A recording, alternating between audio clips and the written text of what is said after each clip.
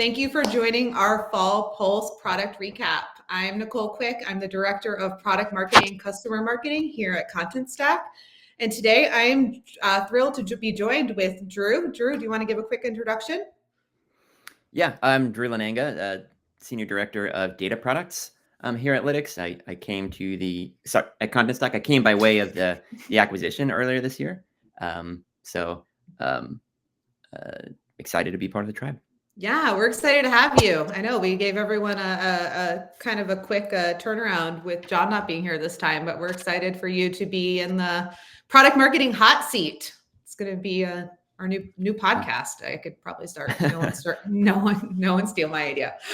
All right. Well, we have a lot to cover today, from brand new AI powered capabilities to insights that will help you make smarter content decisions. But this isn't going to be about us just talking to you.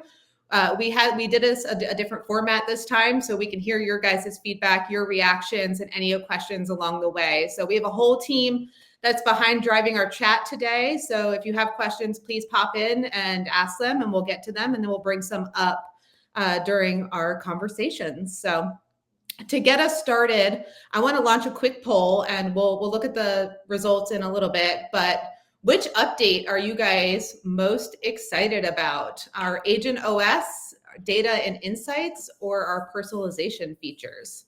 Go ahead and it's going. All right, we'll come back to this, but I want to take a look back. And I'm going to skip through these slides, guys, because we already talked to them. But we're going to stay today. We're going to talk about personalization. We're going to go back to the beginning of the year where we launched our first personalized product. And then we're going to go into data and insights. And then obviously our Agent OS feature that was launched a little over a month ago. And then we'll go into some questions at the end too. So to kick us off, in the beginning of the year, Drew, we launched our omnichannel personalization feature. And there has been a lot of conversation since then that we have grown with the product and the acquisition of Lytics. So I would love to hear from you, like, what are the quick wins or the things that you see from our personalization standpoint that matters to our customers today? Yeah. So we kicked off the year with a bit of a mantra, and a lot of it was internal, but we also communicated it externally that when you add data and content, you get magic. And there's a couple things that I think have really shown through, just from that magic perspective around understanding how different people, different audiences engage with content, and what the right way to personalize is. So I say a lot that you can't personalize to somebody you don't understand. So really, step one in this whole process, and maybe even step zero, if you have the data and insights, this DXP tag on your site, you can start collecting that data to get that understanding, to then take those first steps toward personalization. But it's a really pretty easy, kind of low-hanging first step. But there's been a lot of interesting insights and seeing people understand their content better, maybe understand segments or subsegments of audiences that they didn't really have a clear view on.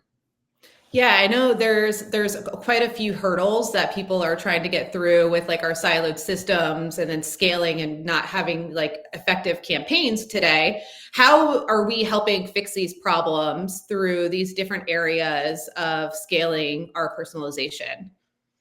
Yeah. So, I mean, everybody is on this journey, right? And there are different stages, which are super healthy along that journey, where it's totally fine to be. I think that everybody wants to be at the end, and that's great. We're all going to get there, and then the goalpost is going to move again, and we'll all move together again, right? Like, that's part of this journey here. So I think as we're thinking about this orchestration for omni-channel, nailing one channel is important to do first, and then you can scale the other things as you get that expertise, right? So having some of that data and content unified, that's probably going to start in these web and app and kind of Contentstack owned channels, right? That you then, as you get the expertise there, and as you want to start connecting some of those threads in the omni-channel journey. And once I have the kind of the tag in place and I'm tracking my users and I understand that,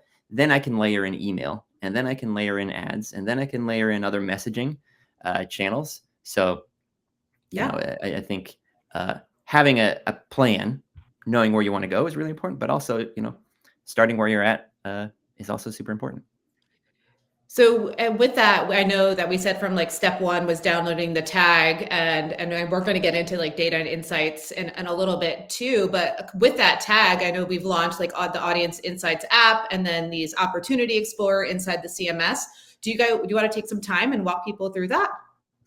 Yeah, I was sharing my screen. Maybe I'm not anymore. Are you seeing an Audience Insights window? I am seeing a demo screen, guys. What are you seeing in the chat? Oh, here we go. Sharing now again. Perfect. All right. Yeah. So there is, once you have the tag on your site, there's a couple of things here that you'll likely find useful. And if this navigation is looking new, we'll get to the new navigation stuff too, with some of the global unified nav. But I have an app here, and there's this Audience Insights app that I have installed. So what that allows me to do is to see what we're calling different opportunities around topics and kind of personalization categories. So this is going to be a new visualization for everybody. You likely don't have this kind of insight without the connection between your content layer and your data layer. So what this is looking at is how different audiences and different individuals are engaging with the different content that you have available. So if you have something that is down here on the bottom right, people are likely, those engaging with it are high value. So these are kind of your high value topics, and you don't have a lot of those in your catalog.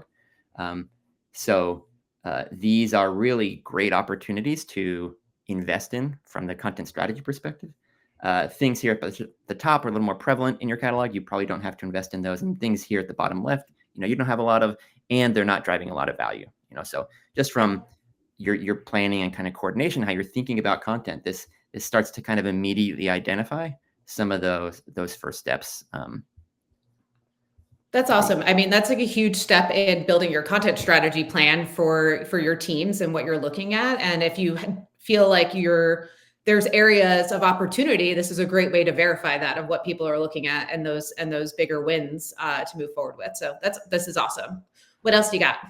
Yeah, absolutely. So there's a couple more views in here for just some of the analytics that you can start to use to understand how, you know, that the content is actually related, how kind of topically people engage with it, how they kind of consume content. So you can see in here, there's this content map that's starting to identify clusters of different content. Sometimes, you know, the cool thing about this one, I really like about this one, is that everybody's looks different. And they can be drastically different. Sometimes you have completely different kind of subgraphs here of ways that you know, topic and contents relate to each other. Sometimes everything is very tightly related, but you start to get an idea, in a sense, for, you know, if I want to understand relaxation as a topic, here are all the things that are related to that, you know, from the way that a consumer would consume that content. Yeah, awesome. And then once you get these opportunities or see that content map, what would you suggest that people do next? Yeah, so you can dive a little deeper if you want to in some of the audience affinities here. So you start to understand, hey, here's this, maybe this untapped opportunity in personalization. Let's dive a little deeper in the audiences that I care about and make sure that that content is resonating with that audience. Because the last thing you want to do is create content that then, you know, falls flat, or you know, the target audience, you know, it doesn't resonate with them. So there's some validation that you can do here. You can look at those audiences, make sure that that's aligned with the content as you're thinking about it, and then take the next level to, within personalize, starting to craft and create those variants around those, you know, experiences that really relate to those interests. That's awesome. Do you feel like, well, this is all tied to the data and insights tag that you have to install on your website. We added that documentation to the channel here as well. So if you guys have any questions, you could take a look at that. Ashish put that in there.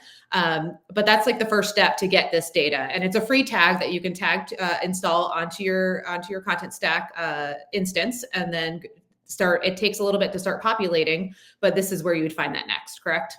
Yeah. Yep. Exactly. Yeah. Awesome.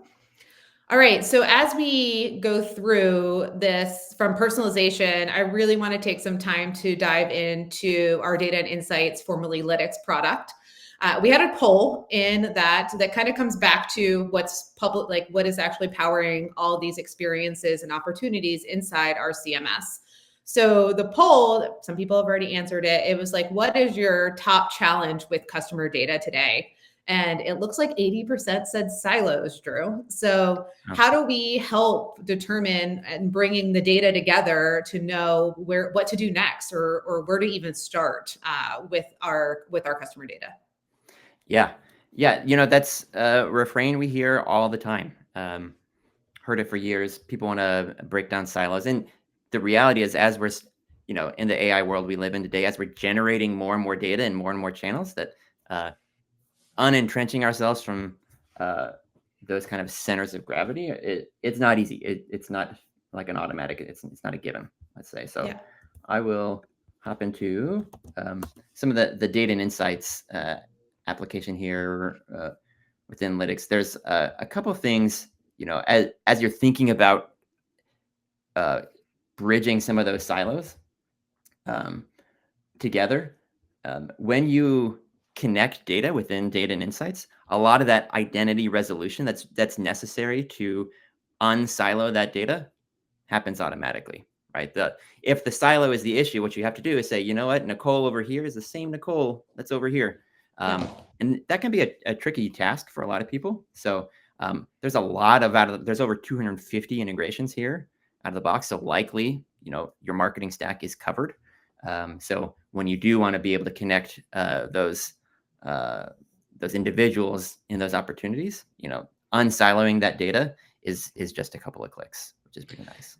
Do you have any suggestions on like what other outside areas that they should connect first? Because you said there's over 250 different ways to bring in this data. What do you see from like just that first step? Because that can be overwhelming to a lot of our customers.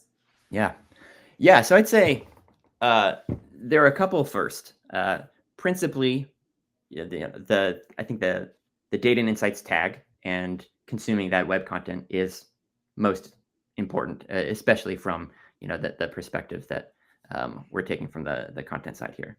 Additionally, from there, I think email is probably next for most people, and your warehouse. So increasingly, depending on your organization, you may have a single data warehouse, you may have multiple data warehouses, but the reality is those are becoming these centers of gravity in which, as an organization, you're investing all of this kind of infrastructure, all these resources into that thing.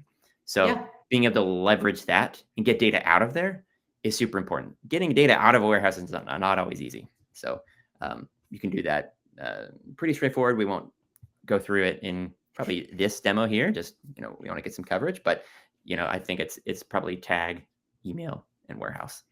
Okay.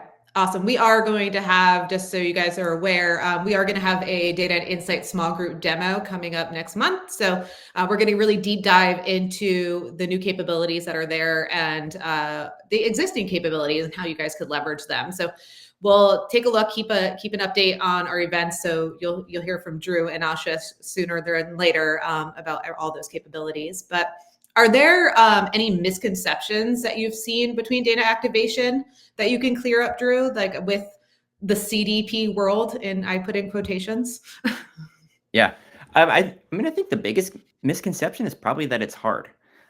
So I was just talking with a customer yesterday, and we were walking through, they're a longtime CDP customer. They were looking to start using that data for personalization within Personalize. And we were 5 minutes into the conversation, kind of showed the structure of how things work. And they said, wow, we thought this was going to be a lot harder. I think just historically, people like using it, as we've talked about, the silos and the activation were kind of the hard parts right there, right? So I think their experience has been, this is a hard thing, and our perspective is it doesn't have to be. I love that. Yeah, no, I mean, I think it could be overwhelming, right? Not even just hard. There is a lot of data and people just don't know where to start or how to dissect that data. So we're here to help them with that. Is there anything else that you want to show on the data and insights platform? We have a couple of minutes. Yeah, I think there's, as we're talking about that activation and keeping that activation simple, in a lot of ways, the kind of the currency of a CDP, the atomic unit, we might say, that you're focusing around, one is profiles, but then two, from the profiles becomes the audiences. So audiences are a really important way to be able to activate data. It's something you have complete control over. Interacting with audiences, other tools that you want to activate with are very kind of audience centric. So being able to then, if I want to create audiences from existing audiences, we've got a lot of predefined options here. The CDP creates a lot of this for you, so you don't necessarily have to start from scratch on your own. So if you want to target your most frequent users and add other rules here for kind of custom attributes, where they're engaging from, what their company size is in a B2B context, geographic stuff. If they have an email address, right? So I'm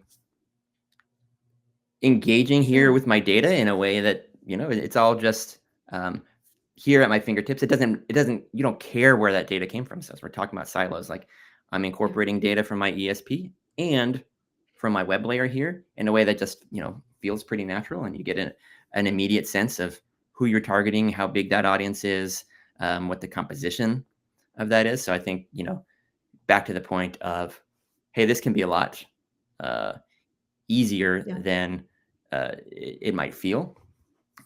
Getting, once you have the tag installed, playing around with the audiences is a really great place to start thinking about and getting some of the juices flowing of who you might want to be interested in targeting and how to start activating that. Can you don't have to show us, but can you talk through how simple it is to install the tag? Because I think that's, people get a misconception of that it's hard to do as well. So could you just walk through that a little briefly? Yeah. So this is not the first tag in existence, right? Like, people have other tags. People often have too many tags. And sometimes they want to be able to consolidate. So this tag plays very nicely with the rest of the tag infrastructure that's probably already in place. A Google Tag Manager snippet or whatever your tag manager is. That could be Telium or Adobe or tons of different technologies there. This just fits in just alongside. It's non-blocking, doesn't really need to be customized. You can start customizing it, and you'll probably get to that point, but things are designed here to work out of the box. And so if just putting it on provides an immense amount of value. Awesome. Well, like I said, the documentation is in the chat. So if you guys take a look at it, it's simple to do enough yourself, as we said, but we are here to help too. So you can reach out to your CSM and we can help you walk through it. But keep us in the loop on what you guys think. Any questions on personalization or data and insights from the chat or anybody out there? Tim is actually going to install the chat or the tag for everybody. He's ready to go. It's one of his favorites. Sorry, Tim. Yeah. All right. No, phone is ready to go. Thanks, Tim. All right. Well, then we will move on to, this looks like what everyone was really excited to talk about was Agent OS. With Agent OS, we have really excited. It has brought a lot of noise. Agents have brought a lot of noise to the industry. I would love to understand from you, Drew, from your perspective from the data side too, what are your thoughts about agents and the DXP and how people are going to use them? And then while you're talking about it, I'm going to throw a question into the chat for people to answer while you give us your point of view. Yeah, exactly. So we'll hop into the application here in a little bit, because I think sometimes seeing is believing, and the opportunities that are possible. But again, at this intersection of, I've got all of my content, I've got all of my data, I'm understanding customers, interrogating the data with Agent OS is very powerful. So you can start doing things like identifying opportunities for personalization, for asking questions about audiences or content, using agents to go through all of your content and do things like dead link identification, or a thousand different things that today you're going through, maybe iteratively. Maybe there's a process you already have in place, and maybe you have automated that already outside of Contentstack. You can start doing that within Contentstack, and getting agents to do it, training them in custom ways, and really the possibilities are virtually endless, right? If you can think it, if you can describe it, it's reality. Dropped into the chat, what would be a digital agent today that you would want to first start off with? So I think maybe we can go through some of our use cases, Drew, inside the product. Yeah. Perfect. Yeah. Great. Let me pull some of that up here. Okay, cool. There we are. So the Contentstack here, you know and love, has this Polaris icon up here that will bring up the assistant here. So there's a lot of, if you don't know where to start, there's a lot of great resources on being able to see what you can do. Here, there's kind of some reference material available there, but even asking, what can you do? Here, I'm engaging with the agent, and it'll go through it. It's doing all of the reasoning behind the scenes, thinking through, evaluating, seeing what tools it has available, and generating that response here. So here's some things that it can start doing. Obviously, it can do much more than this, but do things like, if you've got some translation flow that you want to kick off, or there's a kind of a campaign manager agent that you can create and help with some of the campaign management mechanics, exploring different opportunities in that Opportunity Explorer. So let's go through that one here. So say, what opportunities should I pursue? So it's going through, it's going to pull some of that opportunity data, bring that in, analyze that. So yeah, it's going through some of these top opportunities. It's analyzing, and what's nice is you're able to kind of see this process as it's going through. So everything that we saw earlier, it's one, using that data to provide the opportunities, and then two is contextualizing that into different story ideas and kind of content opportunities. So you can take some of these if you want to. You can use your own. Obviously, use it as a starting point. But it really is kind of this this thoughtful thought partner in almost anything that you want to do inside of Contentstack. Other possibilities, other options that that Polaris opens up, maybe how to customize this a little bit, how it works with everything else here in the platform. What's nice is if I hop into the app switcher here, it's part of the new unified navigation. Everything in Agent OS is powered on top of our Automate platform here. So if I can come into any of these projects, and I can leverage, you may have used Automate here in the past. You may have created some automations here for this. So this is can be triggered based off of different kind of workflows, different triggers. You can create agents here from this. So if I want to create a new page builder, for example, I can provide it those capabilities in that context for everything I want to do when you build a page, right?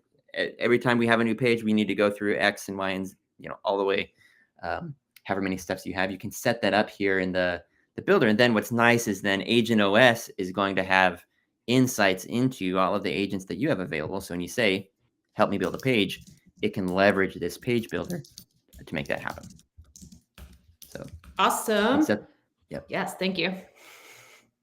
I'm excited. Sorry, that was just me being excited. You could keep going. Yeah. Yeah, no, I mean, we don't have to go through all the setup here, but the same tools that have always been available are now increasingly available through Agent OS. So you can bring your own model if you want to. You can kind of customize the behavior, those abilities, the triggers, how that happens, its integration with BrandKit, maybe the voice that it's using, kind of that voice profile. So all of these are at Agent OS's fingertips. Awesome. And if you guys want to dive deeper, there was a small group demo last week, I think, that covered Agent OS. So we'll drop the link in the chat for you guys to take a look at. But it really dives deep into these use cases and gives you more information. And then there will be more to happen coming up. So yeah, take a look. Brandon just dropped it in the chat, so you guys can take a look at that later. All right, I know we're getting close to time, and I just wanted to see if there was any other smaller updates that we could talk about. I know we launched a new global navigation, Drew. I know you touched about it a little bit. Maybe you could show the team what that looks like. Yeah. Yeah. So there's an app switcher here. Probably looks familiar from modern applications you know and love, but that's all. Now here you can kind of switch context into the different tools that you might be using, and then everything that was kind of there on that left-hand navigation is now available here at the top. So if I'm in launch and I want to set up my environments or control settings, just navigating like I did before with a little bit here extra room, and now this context switching that makes it a little easier to switch the context from, hey, I'm in launch and I need to coordinate some settings, and now I need to hop back into the CMS, or now I need to hop back into data and insights or the marketplace. You have kind of a central place to do all of that context switching now. Awesome. Thank you. All right. Well, I know we are getting to time. So I want to ask one more question, Drew, to you. Is there anything that you're personally excited about coming up next that you can give us a sneak peek into? Yeah, I think anything AI is super exciting these days. So Agent OS, very exciting. There's some new studio tools. So the ability to integrate more AI workflows for generating new content, new pages, new models, that kind of thing. Studio is going to be really exciting for you. And then one thing I'm also excited about, especially on the data and insight side, is delivering product and content recommendations via personalize. That's, I would say the number one request we're still getting is, I want to be able to personalize the content, but I also want to now be able to insert recommendations and be those for products or content or blog posts or help articles. You can do that inside of personalize in the very near future. So we're very, very excited about those things that are upcoming. Awesome. Well, I appreciate it. We are appreciated all of you guys joining us today. There will be a recording sent out. I'm sorry some of you had issues with your feedback and audio. Hopefully the recording has fixed that. That will come out later this week. And then if you guys ever need anything, please follow our Pulse program. It's on the website. We do our small group demos. We do blogs. We have updates from our product team on the regular. So if you want to stay in the know, that's the best place to check us out. So thank you again for your time. And we're excited to see what you guys build with these new capabilities. Any final words, Drew? No. Good luck. Have fun. All right. Thanks, guys.